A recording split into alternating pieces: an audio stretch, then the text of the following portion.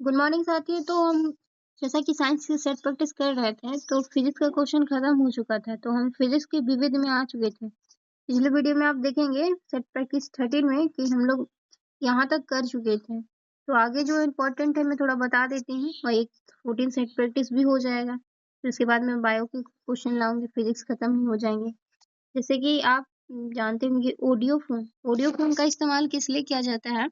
तो audio phone जो है सुनने की सहायता के लिए जो है कान में लगाया जाने वाला उपकरण है। तो ऑडियो फोन फोन बहुत कोई कान में लगाते ही हैं और कान से सुनते हैं, तो ऑडियो फोन याद रख लेंगे, ये सुनने के लिए लगाया जाता है, सुनने वाला उपकरण है। जो इम्पोर्टेंट है मैं आपको बताते जाऊंगी। फिर देखते हैं आगे कि इसमें से आप याद रखेंगे वैकेंटियोमीटर। क्या याद रखेंगे, थोड़ा ऊपर कर देती हूँ मैं। वैकेंटियोमीटर, सॉरी, इवेंटियोमीटर मतलब सूर्य की किरणों की तीव्रता ज्ञात करने के लिए इसका इस्तेमाल किया जाता है।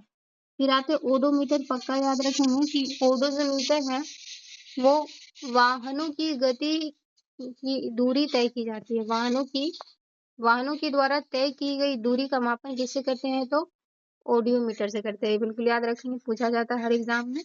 तो ओडियोमीटर याद रख लेंगे कि वाहनों की जो दूरी तय की जाती है उससे माप करते हैं।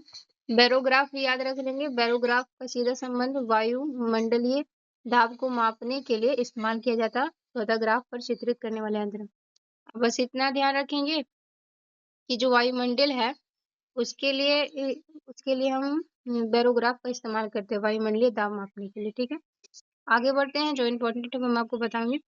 जैसे बैरोग्राफ अभी देखे थे कि वायुमंडलीय दाब में होने वाले परिवर्तन का मापन कौन करता है, तो बैरोग्राफ करता है। फिर आगे बढ़ते हैं, इसको भी याद रखेंगे, कैस्कोग्राफ। कैस्कोग्राफ पौधों की वृद्धि मापने वाला यंत्र होता है। कैस्कोग्राफ क्या होता है, पौधों की वृद्धि मापने वाले यंत्र को कैस्कोग्राफ कहते हैं। फिर देखते हैं कार्डियोग्राफ, जो मनुष्य की हृदय गति को मापने वाला यंत्र है। क्या है, मनुष्य की हृदय गति को मापने वाला यंत्र है कार्डियोग्राफ। ठीक है, आगे बढ़ते हैं। जो भी इम्पोर्टेंट है करेंगे हम। इसको भी देख लेंगे कि कैथोड किरणें नली, तो इलेक्ट्रॉन आदि के उत्सर्जन से संबंधित प्रयोग में प्रयुक्त होने वाला नली नुमा उपकरण है कैथोड किरण नली। जो भी इम्पोर्टेंट है उसको हम जरूर करेंगे। देखते हैं और भी इसमें से कौन सा हम कर ले। तो देखिए, इसको तो याद रखिएगा कि ये डेंसिटी मीटर जो होता है वो घनत्व मापने के लिए प्रयुक्त होता है। ठीक है, डायनमोमीटर जो है इंजन द्वारा उत्पन्न की गई शक्ति के मापन यंत्र के लिए होता है डायनमोमीटर। फिर डायनमो याद रख लेंगे, इसे करती हूँ। डायनमो याद रख लेंगे, डायनमो जो होता है वो यांत्रिक ऊर्जा को विद्युत ऊर्जा में बदलने के लिए, बेहद इजी याद ही रहता है सबको कि हम यांत्रिक ऊर्जा से अगर विद्युत ऊर्जा में बदलना चाहते हैं तो डायनमो का इस्तेमाल करते हैं। फिर आगे बढ़ते हैं, ये तीनों याद रखेंगे कि इलेक्ट्रोस्कोप जो है विद्युत आवेश की उपस्थिति दर्शाने वाला यंत्र है। स्कोप लास्ट में याद रखेंगे कि विद्युत जो स्कोप है, स्कोप वो विद्युत आवेश की उपस्थिति दर्शाने वाला यंत्र है। ठीक है, स्कोप तो याद रख लेंगे। इलेक्ट्रोमीटर याद रखेंगे, इलेक्ट्रोमीटर जो विद्युत शक्ति को मापने वाला यंत्र है। मीटर मापा जाता है तो इसे याद रख लें, इलेक्ट्रोमीटर जो है वो विद्युत शक्ति को मापने वाला यंत्र है। क्या है, विद्युत शक्ति को मापने वाला यंत्र है इलेक्ट्रोमीटर। फिर है इलेक्ट्रिक मीटर, तो ये विद्युत ऊर्जा को यांत्रिक ऊर्जा में परिवर्तित करने वाला उपकरण है। विद्युत ऊर्जा को यांत्रिक ऊर्जा में परिवर्तन करने वाला उपकरण कौन सा है, इलेक्ट्रिक मोटर है। फिर देखते हैं जो इम्पोर्टेंट था बता दिए, जैसे कि एंडायोस्कोप चित्रों के पर्दे पर अपेक्षित किए जाने के लिए प्रयोग किया जाने वाला उपकरण। नहीं, इसको नहीं याद रखेंगे फिर भी चलेगा। आगे बढ़ते हैं, जो इम्पोर्टेंट हम लोग उसको जरूर पढ़ेंगे। जैसे कि एंडोस्कोप अग्निशामक मनुष्य के शरीर के भीतर देखने हेतु प्रयुक्त अग्नि नियंत्रक यंत्र है। ठीक, ग्रामोफोन तो जानते हैं कि रिकॉर्डर पर अंकित ध्वनि तरंगे पुनः जागृत करने और सुनने के लिए इस्तेमाल किया जाता है। जो इम्पोर्टेंट है मैंने इसको टिक लगा ही दिया था। देखिए, तड़िक चालक जानते हैं कि तड़िक झंझाओं से बचाव के लिए ऊंची इमारतों में लगाया जाने वाला उपकरण है तड़िक चालक। आगे बढ़ते हैं, फिर देखते हैं माइक्रोफोन, ये ध्वनि तरंगों को विद्युत तरंगों में परिवर्तित करने वाला उपकरण है। माइक्रोफोन जो है ध्वनि तरंगों को किस में परिवर्तित करता है, तो विद्युत तरंगों में। याद रखेंगे, ध्वनि माइक्रोफोन कौन सी ध्वनि दिखती है वो विद्युत तरंगों में परिवर्तित हो जाती है।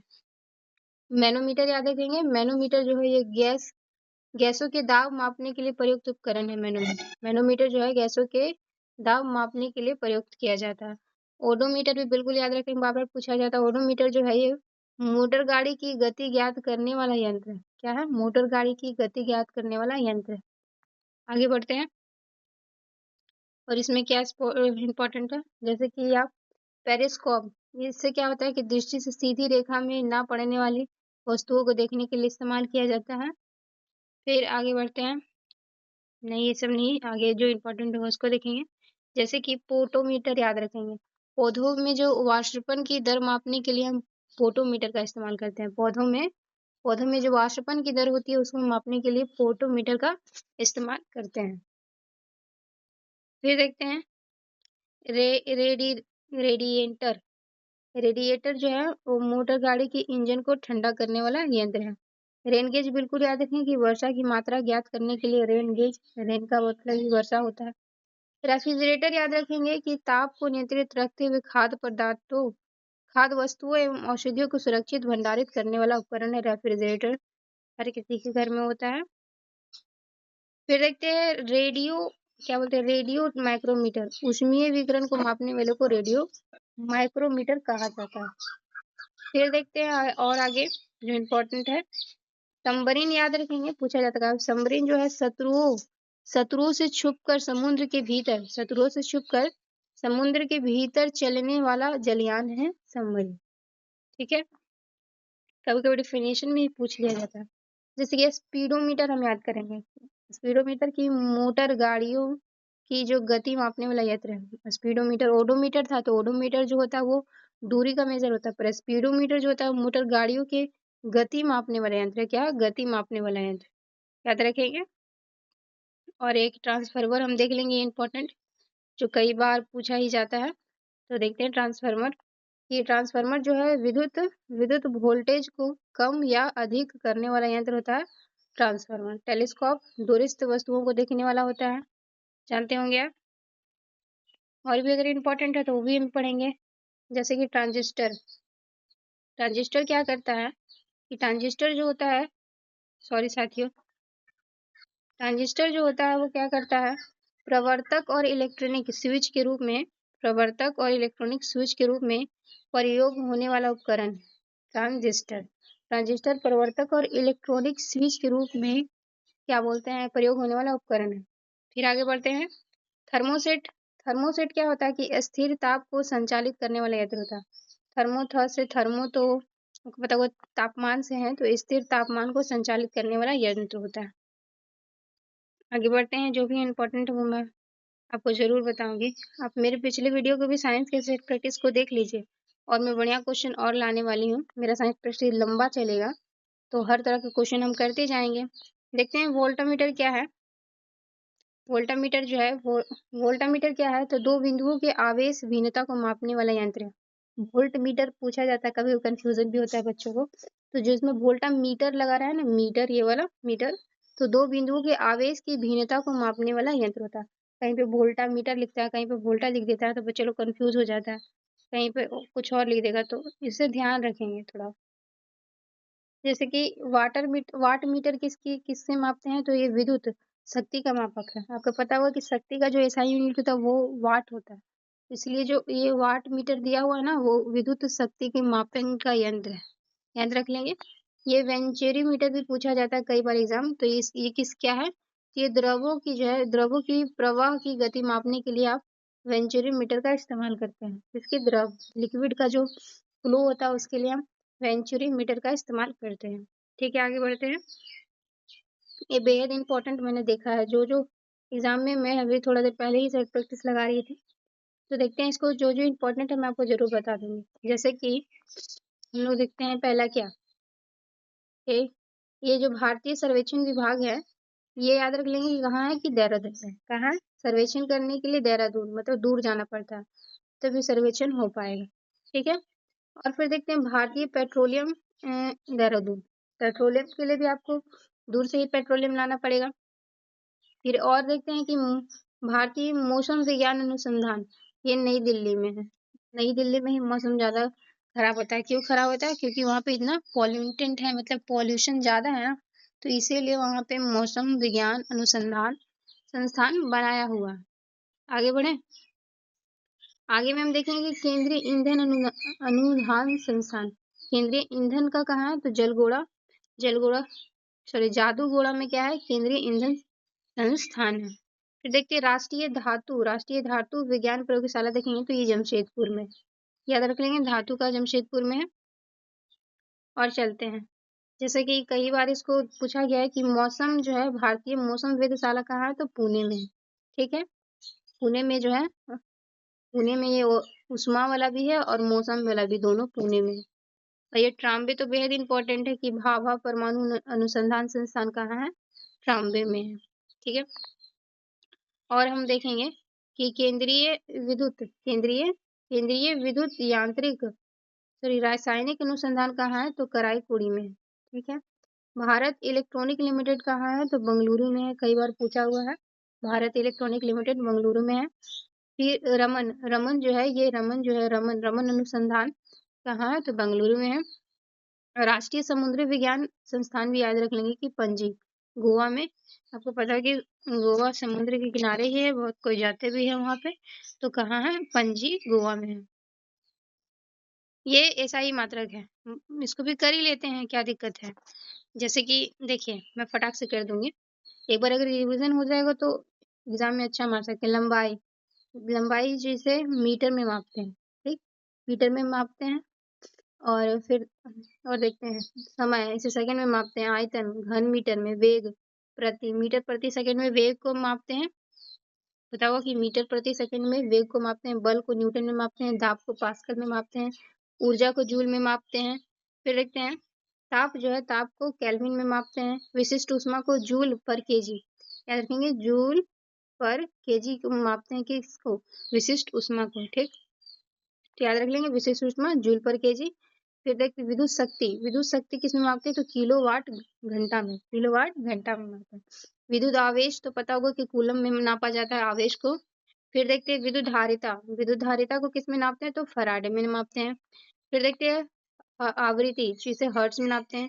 मुझे पता है कि आप सब पढ़े होंगे, फिर भी रिवीजन करने में कोई ये नहीं है, हम लोग भी बहुत पढ़े हुए, फिर तो रिवीजन करते ही है ना। परम ताप देखेंगे तो केल्विन में, आपको याद रखना होगा कि ताप हमेशा केल्विन में मेजर किया जाता है।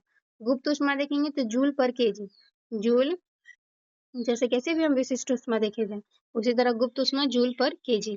फिर देखते हैं ल्यूमिनस फ्लक्स, फिर ज्योतिष फ्लक्स जिसे ल्यूमिन में नापा जाता है।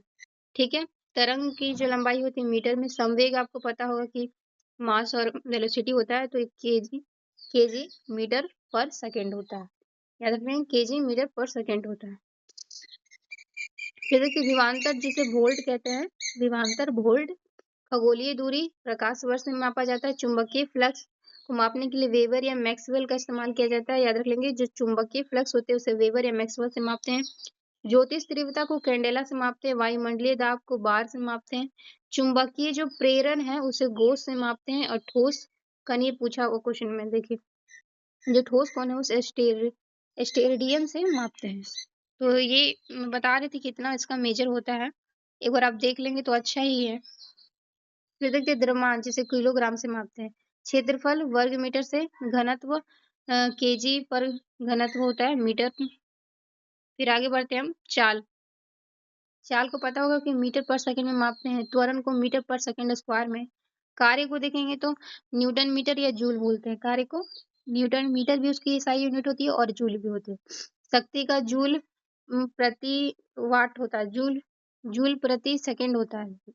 शक्ति का जो है जूल प्रति सेकंड होता है, याद रखेंगे, जो शक्ति ना उसका जूल प्रति सेकंड भी होता है, ऐसे रहता है, जूल प्रति सेकंड।